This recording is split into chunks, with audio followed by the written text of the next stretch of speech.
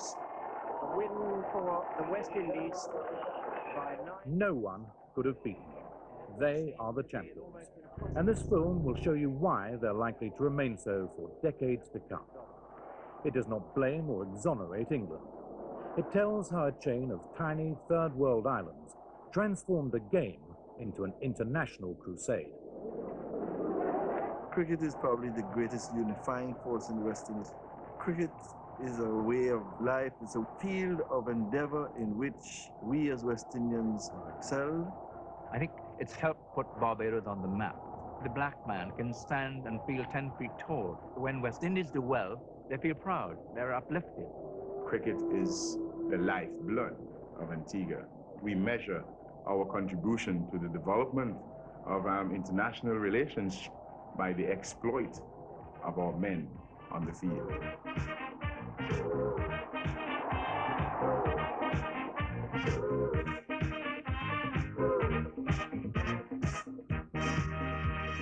Jill was playing cricket with me on a pasta one day. She bowling like Sobas and I couldn't get the ball played. She start with in and out swingers that puzzle me. Every time that I make a stroke, I miss sing she bowl it slow, I on my toe to blister she. But when I play for her break, it was Google. She tell me, hit it, how you missing it so? You used to brag before, if you could handle me, hit it and let me see. Hit it in the corner, hit it in the cover, hit it in mid-wicket, hit it, hit it, hit it.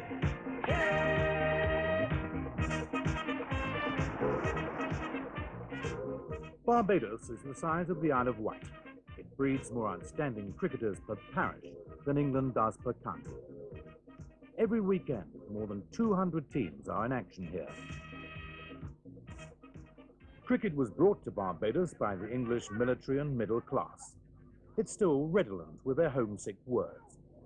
Pickwick play here at Kensington Oval. There are grounds called Blenheim and Queen's Park, and clubs named Empire, Wanderers and Spartan. But there are humbler grounds where, on Saturdays, goats may no longer safely graze, or cricket spread like cane fire across the island. A less privileged local population showed a stunning, intuitive talent for it, even with the most primitive equipment. Cricket became a way of life, and for some, a passport to another, richer world.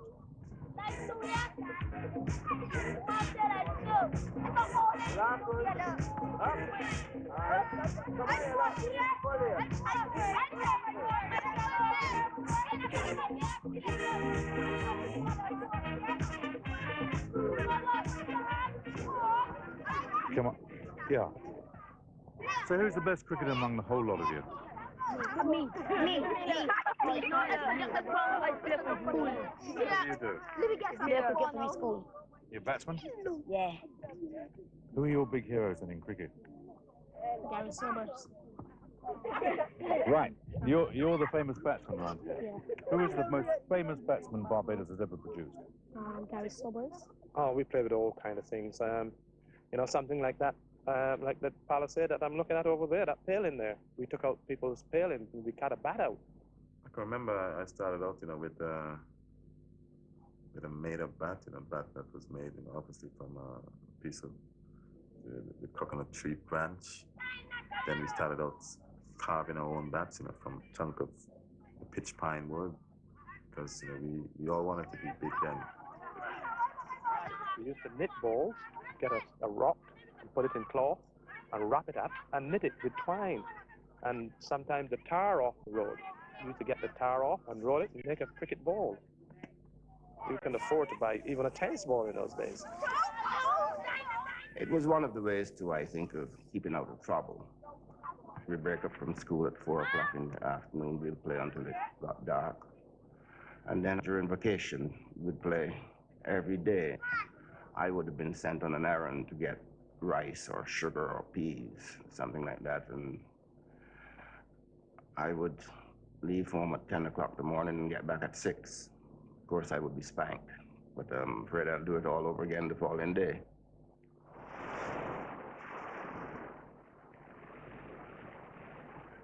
If one appears mildly overdressed for a Caribbean beach, there's a perfectly good reason for it. These beaches are only on loan to the sun worshippers who come down from England and the United States. Their true function is much more important.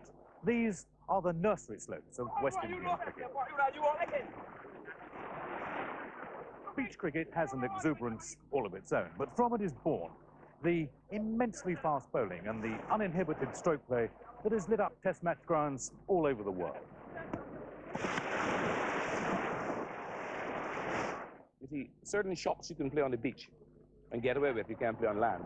You get more bunks on the beach. For instance, we take tennis balls and we take it home and put them on the stove and burn off some of the fluff. So they come down here in the evenings, wait till the water come up from the sand, and when it's going off, we start bowling. Do you get any spin bowling as well? Because we haven't seen any. Yeah, you do get one or two spin bowlers, but the guys prefer to bowl fast. Does England need reminding? It's on a barrage of remorseless, very fast bowling that West Indies in recent years have attained a status of near invincibility.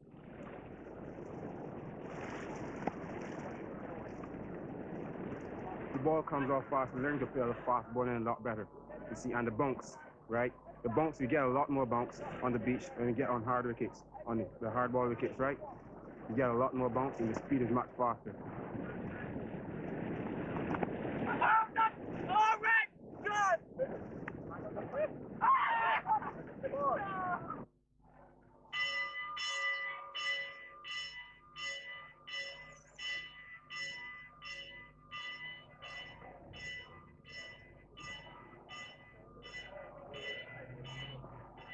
Cricket is high on the curriculum at every school. To go to Harrison College was instantly to be pitched into the game at the fiercest competitive level. The system produced some legendary performers.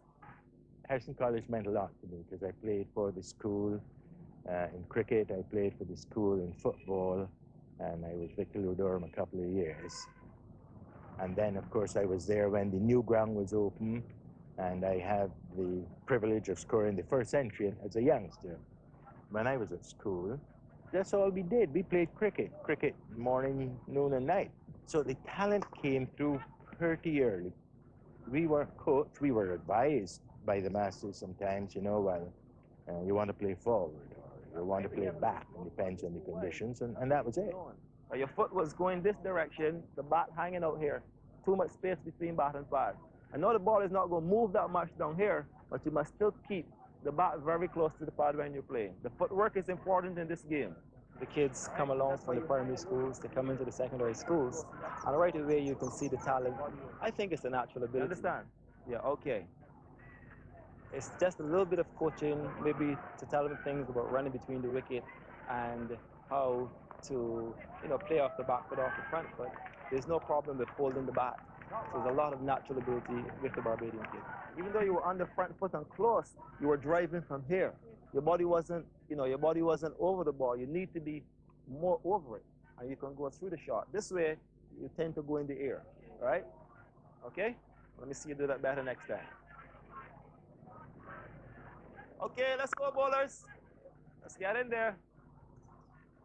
We have a lot of English teams coming over here from various tours, and I find that the British teams are no match for our youngsters. The Barbadian players are at least 3-4 years ahead of the British players. They can, like I said, they know the cricket, they can play their shots.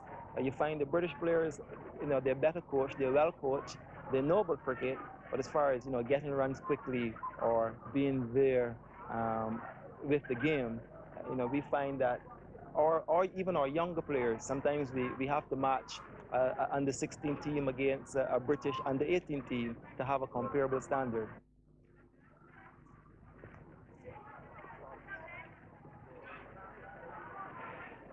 In these circumstances, an elderly, balding, overweight sports writer thinks of many things, like blood group and next of kin. It's not quite like facing Marshall or Holding, but imitation is a powerful motive, and the fast bowling epidemic has spread to the schools. Even at 15, they can seem pretty sharp.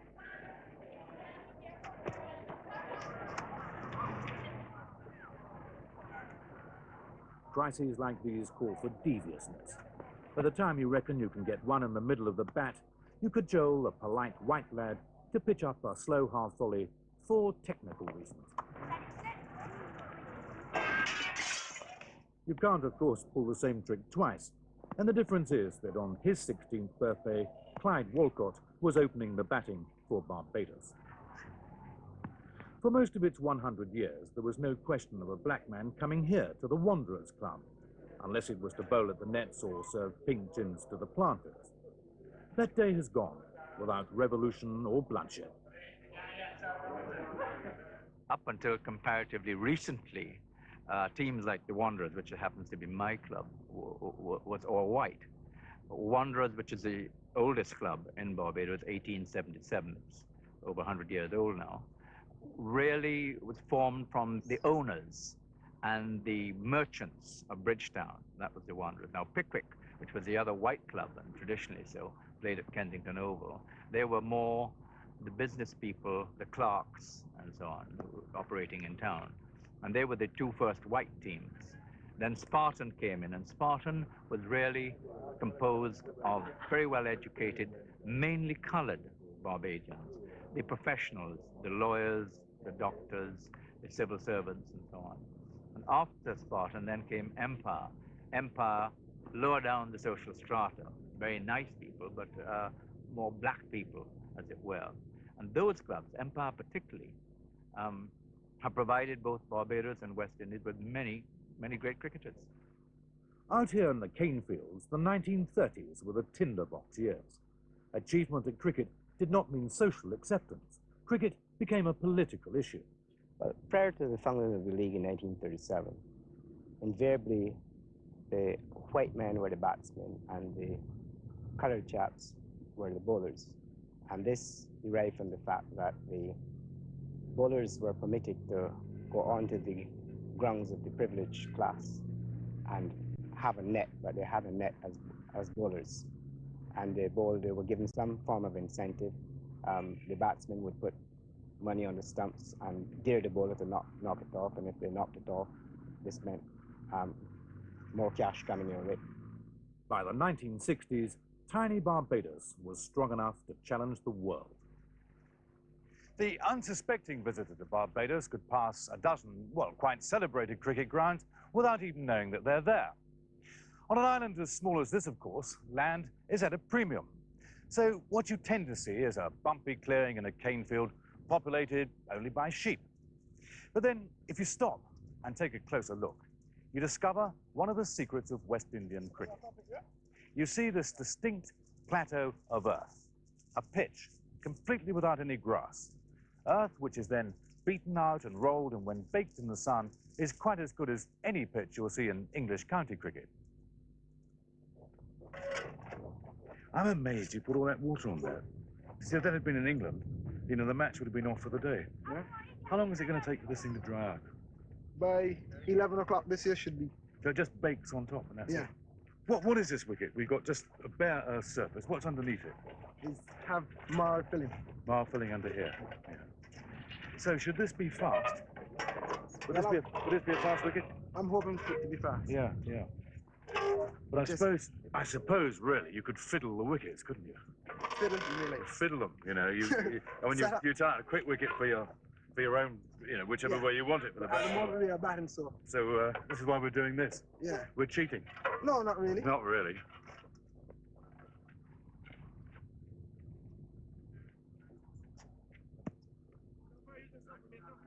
It's club grounds like these that offer the young male West Indian the way out, rather as the local boxing gym has for generations of impoverished American blacks. The West Indies are now the recruiting ground for world cricket, but the rivalry is fierce. The general standard of club cricket in competition is really very strong because they're all competing for that goal at the top, which is the cup, and from there it's the Barbados team, and there's a possibility he could be onto the West Indies team also. So it's really tough. You've got a lot of cricket to play.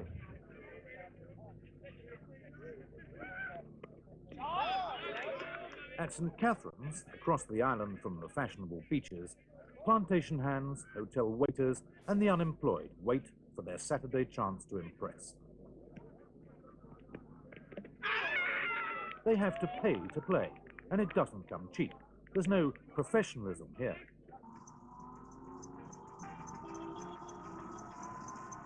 To play cricket, you'd pay like over $100 for bats. Pads is about over $100 also, and boots over $100 also. To buy those 3 items, you'd have to work about, in my field, you'd have to work about 2 months. I would really like to become a professional cricketer and maybe see if I could get close to the Test team, if not on it. That's my main ambition. Many of us have that ambition, a real big ambition to become a professional or a Test cricketer. There's a reason why West Indies are now not only the best, but the best disciplined cricket team in the world. Should Othni Sargent break through, he will train, conform, and do nothing to jeopardize his place. There would be 10, 20 men waiting to see him rusticated back to his village. The stakes are high now, and there's little for him here. I was a chemist for a while at a sugar factory, then I worked in government for a while, but I'm still playing the cricket right now.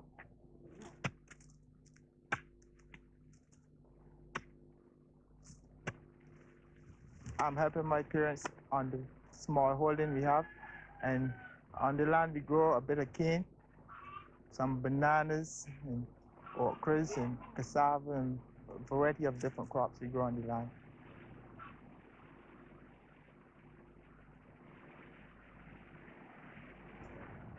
Ghettos are still ghettos, even in the sun.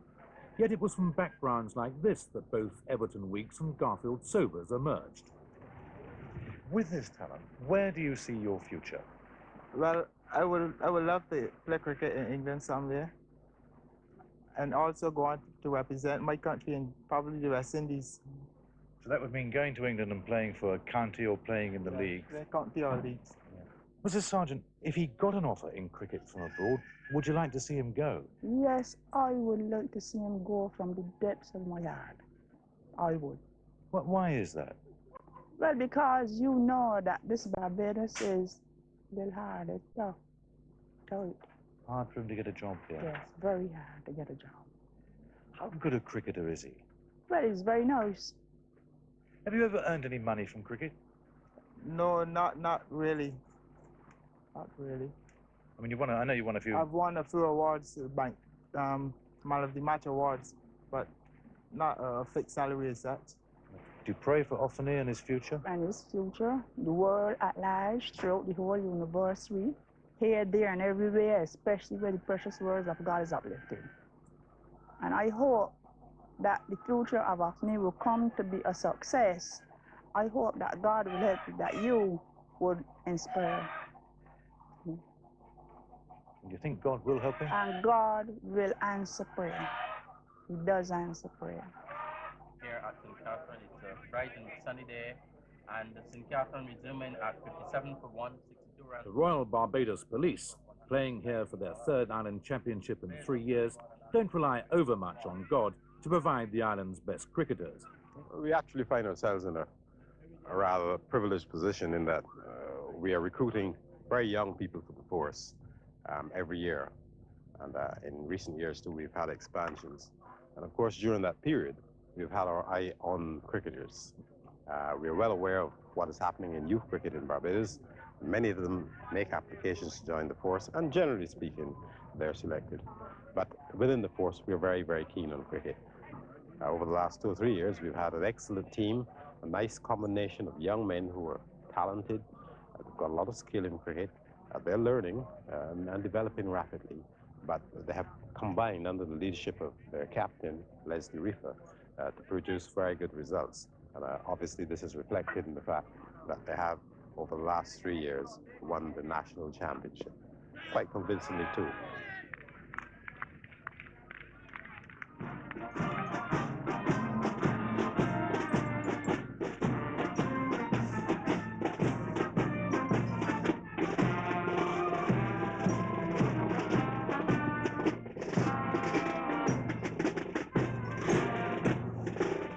Practically all the big institutions and businesses, like the banks and the breweries, pour money into cricket. But it's not merely sponsorship handouts. They raise and run their own teams. The police's prize coup was to recruit a young bandsman who couldn't even read music. At first they thought about playing the drums, but I couldn't dance, and they said if you can't dance, you can't play the drums. So then they put me on the bugle, because to blow any other instrument, you got to learn how to lip. And I went through that process. And while I was going through that, I had the opportunity of playing for police. So my first game I played was against Foppy Williams, E.A.V. Williams, who played for the West Indies and was also one of the best bowlers in the fast bowlers in the West Indies, playing for Empire. And I played for police, and I batted about number 6 or 7. And I remember going in very late in the order, and Foppy, the second new ball, and I was getting behind this ball, and Foppy Williams did a sign, put his finger under his throat, and I didn't know what that meant. And in those days, when a fast bowler wanted to bowl a bounce or hit somebody, he used to do that to the wicket-keeper. And I was so young and innocent, I didn't know what it meant. And I stood up there, and next thing, this bouncer came down, and I got inside a little bit too late, and I got hit in the jaw. And it didn't hurt me, but I was scared. Anyhow, I turned up about 3 days later, and Captain Raison looked at me and said, "Sobers, where have you been for the last 3 days?" I said, "Well, I got struck in my jaw on Saturday, sir, and my jaw was swollen very big, and it was hurting me, and I wouldn't have been able to blow. And I had asked some of the boys who were playing in the team from the band to report to you and let you know what had happened to me." Oh, he said, "Well, I didn't hear anything. That obviously that you're not interested in being in the band, and I'm afraid you better leave some room for somebody else." Gary hardly missed out. At 16, he was playing for Barbados against India anyway.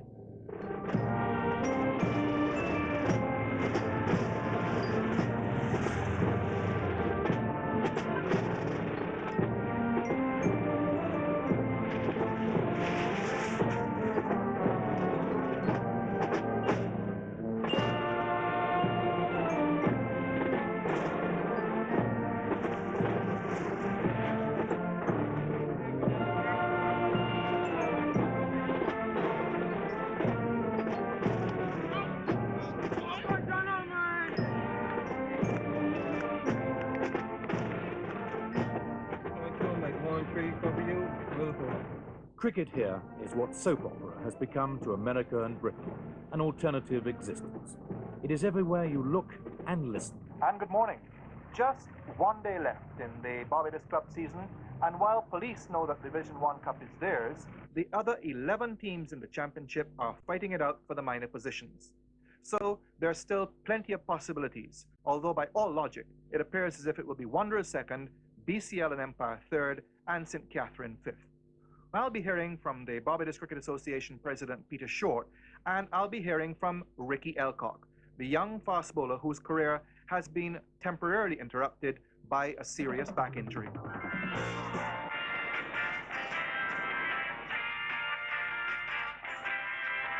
Cozier on cricket.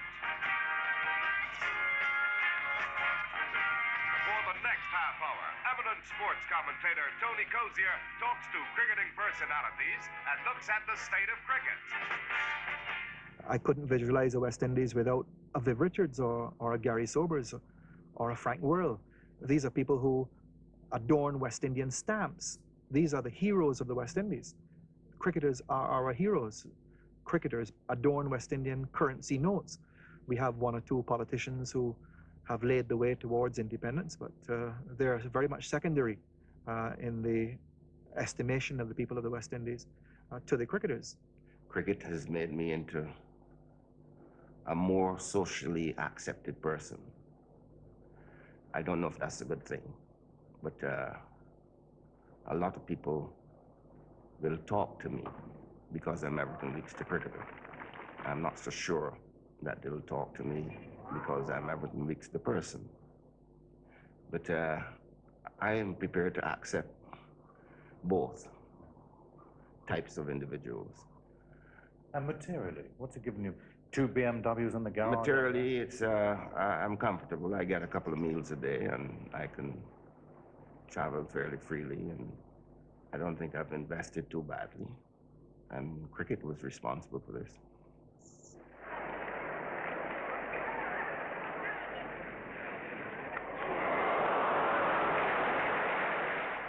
Gary Sobers became Sir Garfield at an investiture on the Barbados racecourse in 1975, the third West Indian cricketer to be knighted.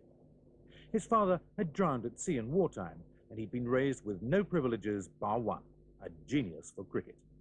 He became, unarguably, the greatest all-rounder the game has ever seen. My father died when I was very young. My father died when I was about the age of 6. And whatever games or whatever sport we played, we had to try and organize them ourselves. I think that most of the people who lived around the Bay Land, that's where I lived, and that's what it was known as. And I think they recognized that among my family, that my brothers and I had the ability to play sport in general. And that he's got to pick that. That was the right distance. He's hit that out of the ground. That's another one. Goodness gracious me, that peppered the top. You see the chap climbing up there to have a look over the wall. 52 in 29 minutes. That's another one up in the enclosure. 3 balls, 3 sixes, 58. What an incredible bit of hitting. Ooh, he's got that shorter one. It's up again. There it is, bouncing on the concrete. 4 sixes in 4 balls. This makes him 64. 4 sixes. Wonder where Nash is going to bowl this one. And that will just carry. No, he's going to be out. Caught out. Oh, he dropped it. He's over the boundary. 6 it is. 5 on the trot. Oh, this is incredible. Now, this is 6 on the trot's a world record. Been done before, but 70 on the board. And he's done it! He's done it!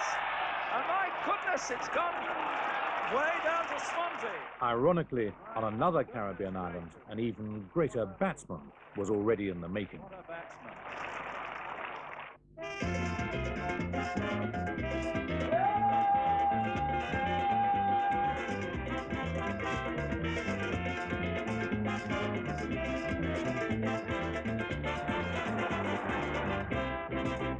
There is no doubt in my mind that we will continue growing.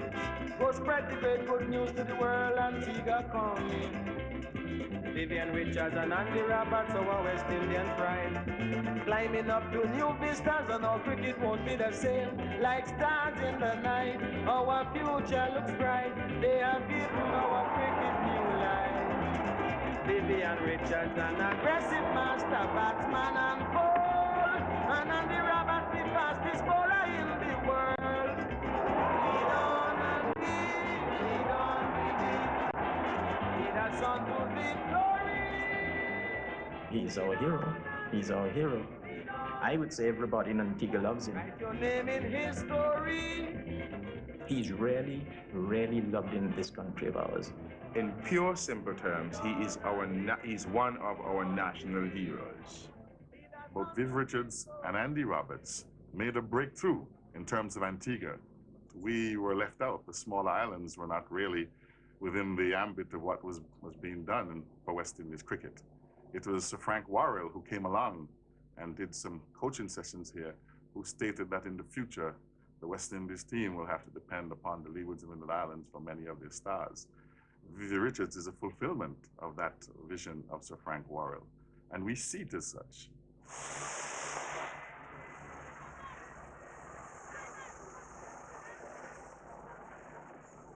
It was only 21 years ago that the Leeward Islands were admitted to West Indies cricket. Within a decade, yet another rich new vein of talent had been tapped. Here on neighbouring St Kitts against visiting Trinidad, a team as young as choir boys is led by Vivian Richards, a man less captain than sheer icon. On their home island of Antigua, Richards and his fast bowler colleague Andy Roberts had shown another generation the riches that cricket can bestow. The smaller islands, as we term them, were not being looked at for cricketing talents. It was more or less the bigger 4, Barbados, Trinidad, the big islands. And with Viv and Andy, things have really changed, All of a sudden, we're being looked at. Everyone wants to know, well, where's Antigua players come from all of a sudden? And we're just taking it in strides. We have some pretty good players coming through. We have good school programs, youth programs, and the guys can see where they're going and they're heading towards that destiny.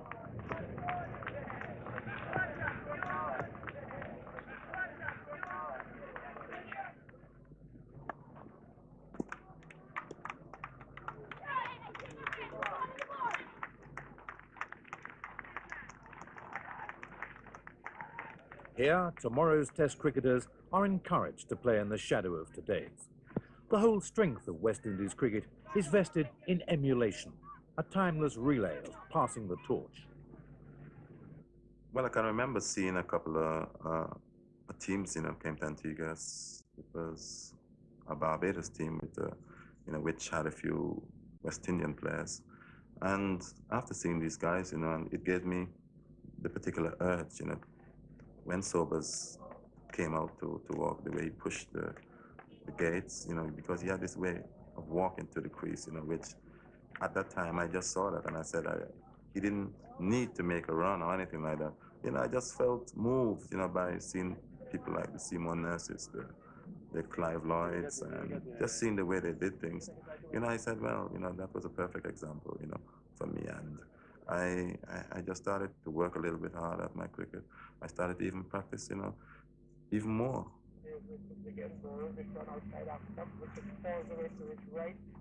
For Vivian Richards, the rewards have matched the acclaim.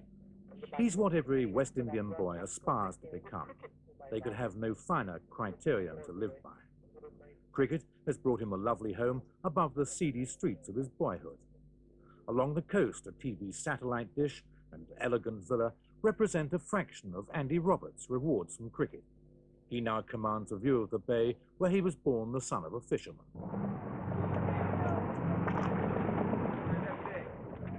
Roberts retired from fast bowling and returned to fishing, but now as owner of the fleet. This evidence of success, attainable by anyone of any class, is another of the powerful forces behind West Indian cricket.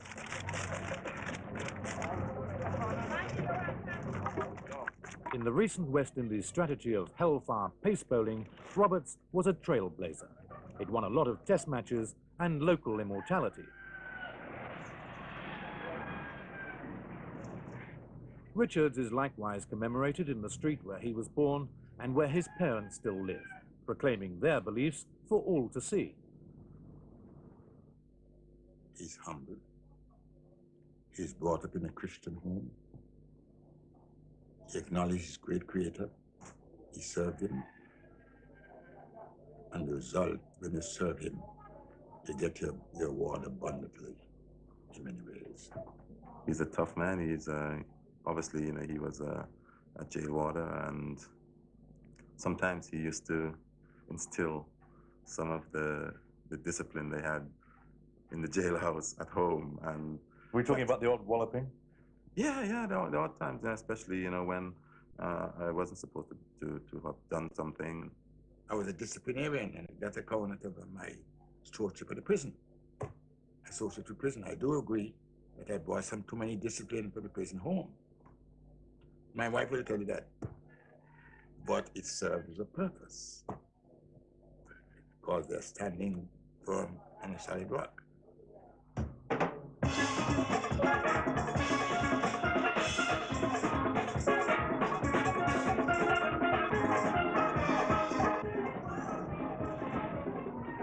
Vivian first went to school here, next door to the prison where his father kept order under Old Testament guidance. It's a vibrant place.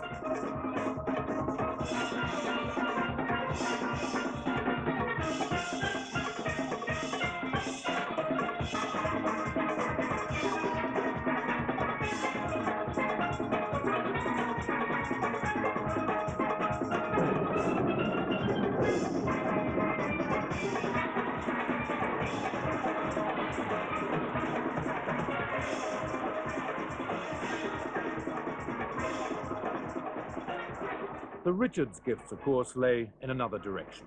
He was moved on from these crowded classrooms to the grammar school to develop a cricket talent which was already startling. We used to play competitive cricket in the schools. He was selected to play as an open bat in those early days.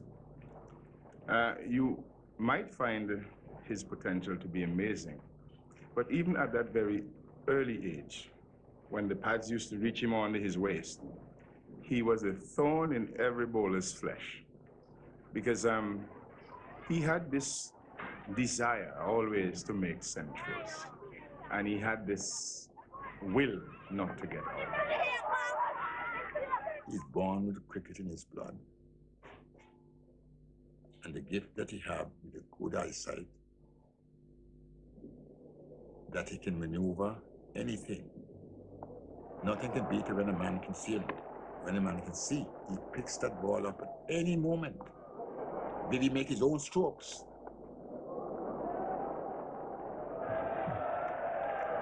Well, I think eyesight's got a lot to do with it.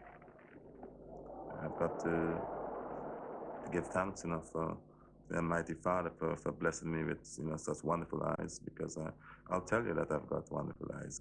There are times I could be playing a particular game and I left a ticket for someone at the gate, and just for curiosity's sake, I'm looking around the ground and I could spot that particular person, and that's how I test my eyesight. And I believe, until I stop, doing that sort of thing, well, I should be all right for a little while.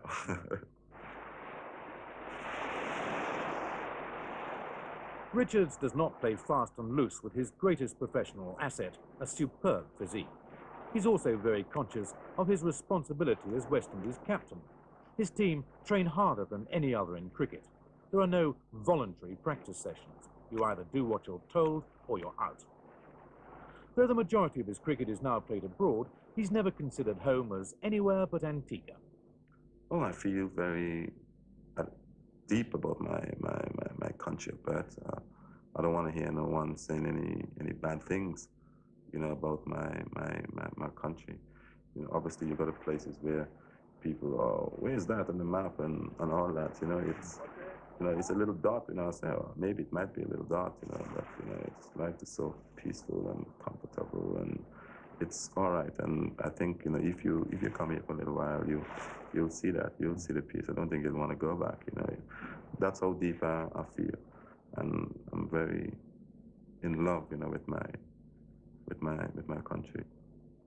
Viv came along at a time when Antiguans were aspiring to become free. And as such, he personified the aspirations of the people of this country. His excellence, his strong feeling of nationalism, his very bearing, his image, the projection of himself as being competent in pursuit of excellence, were the sort of things which we figured were important as a new nation. St. John's, capital of a new nation whose entire population equals only that of Northampton. To meet its people is to discover another motivating force of West Indies cricket, national pride. There is nothing else at which they can beat the world. Cricket is the sole currency of national esteem, winning cricket, that is. Always the West Indies were asking or begging for something. We were underdeveloped. We were reading that all the time, that we're not a developed country, we're a third world. In cricket, we were not. In cricket, we were the most developed country in international cricket. We were first world in cricket. Worrell, seen here passing the 50 mark, stayed for a delightful 85. The man who did more than any other to inspire the supremacy of West Indies cricket was Frank Worrell. Until 1960, West Indies would not entrust the captaincy of their team to a black man. Worrell, who could mix with monarchs and stevedores with equal ease, found that amusing. He informed his black players that since they were under the social searchlight, it would be appreciated if they would behave well, dress well, and win. Saturday's crowd is a world record 90,000. Under Worrell's captaincy, West Indies went to Australia and played the most exhilarating test series ever seen. 7 years later, aged 42, Sir Frank Worrell died of leukemia. One mission achieved. Frank had that degree of stature, that personality, where color didn't seem to matter. And he was able to mold West Indies into an efficient fighting unit. I think a lot of people misinterpreted Frank Worrell in his early days.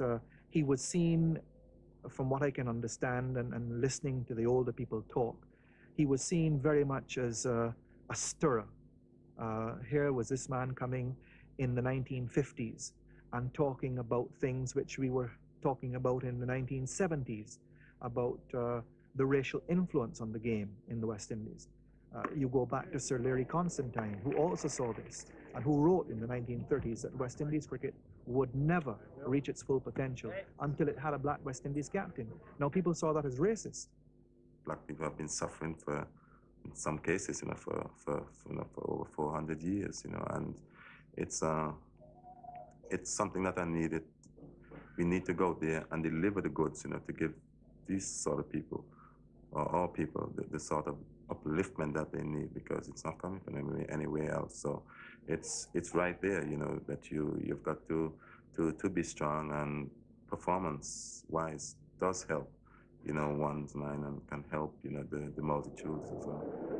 And that, though no white sports writer could say it without stirring a hornet's nest, must be the most fundamental explanation of all.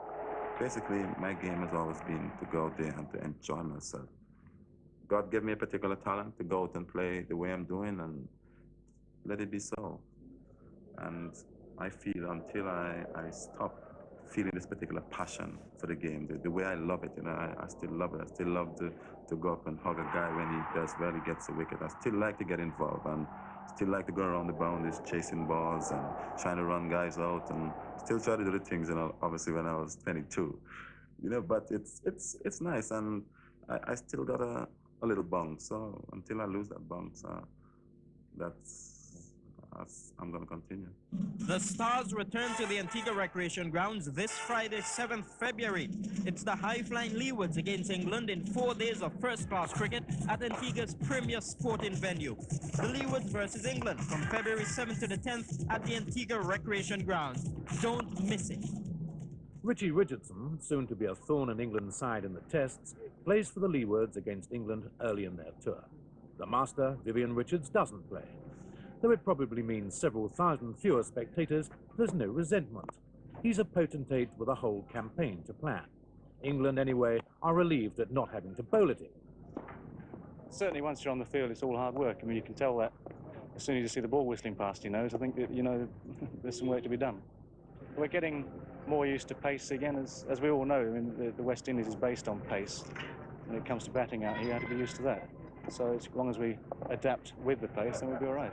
But I wouldn't say that you'd come out here strictly for fun if you wanted to play cricket for 2.5 months. I mean, they are all of a reasonable standard.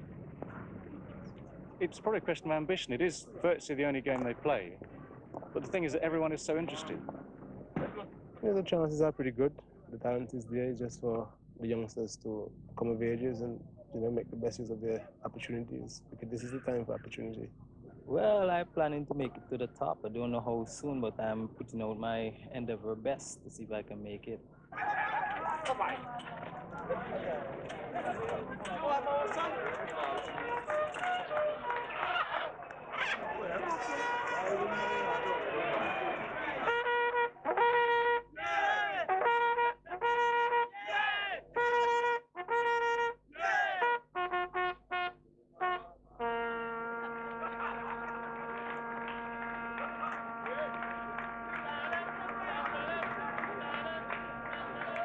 The crowds here, as everywhere in the Caribbean, are noisy, partisan, and knowledgeable.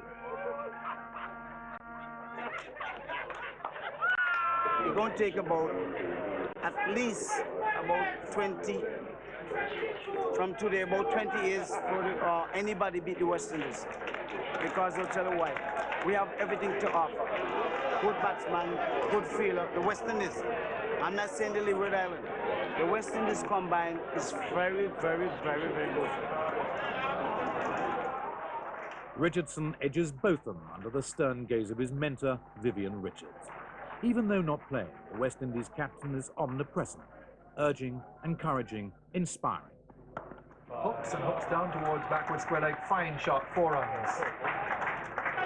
Short, going down the leg side, pivoting on the back foot, and pulling that ball around, and it raced away to the boundary, and that's 4 runs. So good confident start.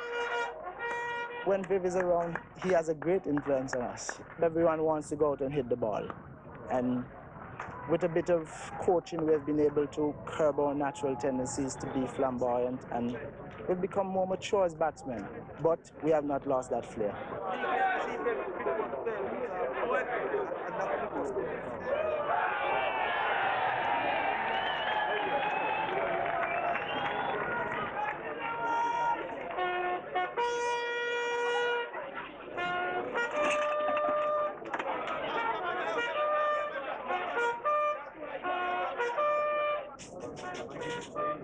Before the tour is over, England's cricket writers, let alone cricketers, will urgently be needing a drink. Peter Smith from Antigua is in cricket.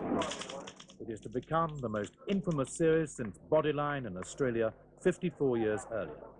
And the basic cause is the same: fast bowling that can maim and will eventually kill.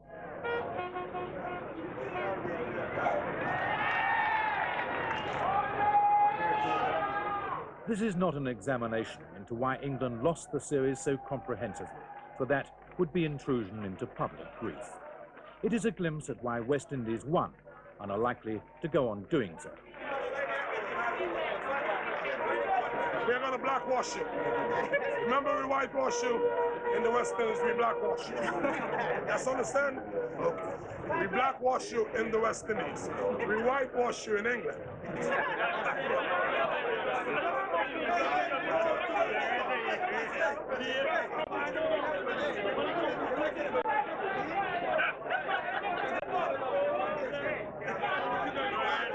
Richards and Roberts, they've really influenced us a lot, really. Because all of a sudden, young guys want to be fast bowlers. Everybody wants to bowl fast. They're naturally big, strong guys, and they're really bowling quick these days.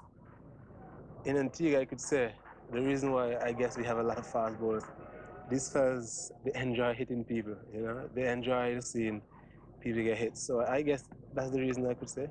You know? Everybody trying to bowl fast, you know, trying to get you scared, to get a good laugh, you know. They like a lot of, you know, fun, so they see it as fun to have you bobbing and weaving, you know, so everybody gets right.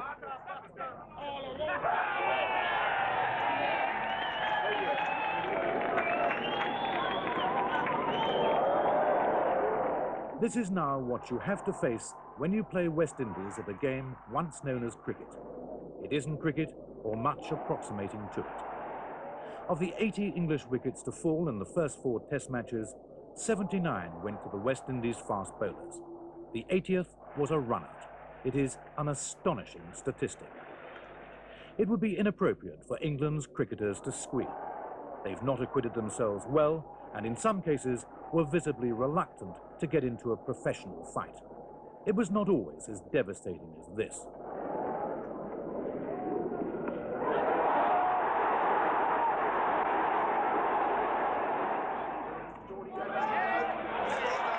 What, hopefully, you've seen is why West Indies play like this and will continue to do so unless halted by some international cricket legislation. There are plenty more fast bowlers waiting in the wings.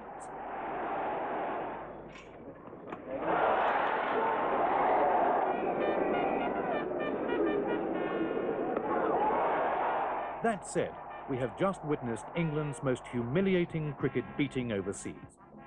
The alternative to restricting intimidating bowling, of course, is retaliation. But that is a fearful prospect, and in any case, we don't seem hungry enough as a nation to want to try. Until we are, no one can contest the local verdict.